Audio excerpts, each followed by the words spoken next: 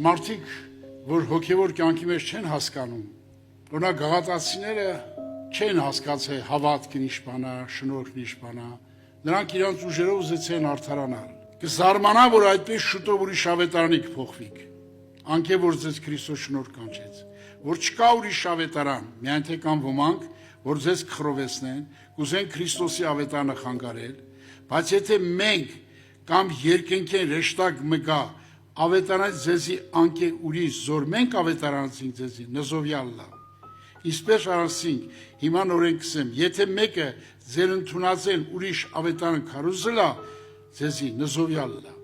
Ինչքան խիստ ասում։ Երանի թե բոլորովին կտրվեն անոնք, որ ձեզ կխրովեցնեն։ Մարդը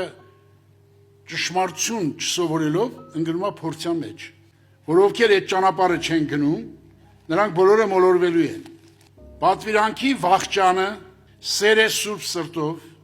բարի խշմտանք անկեղծ հավատքով։ Ում կյանքի մեջ, որ պատվիրանը չի վախճանվում, նա սուրբ սիրտ չունա, անկեղծ հավատ չունա եւ մաքուր խշմտանք չունենա։ Ինչքան էլ ուզում է գլուխը լցնեն։ Որոնց մեջ խոտորելով ոմանք փուշ խոսքի հետև գնացին։ Այսինքն այս ճանապարհը չգնացին, այսինքն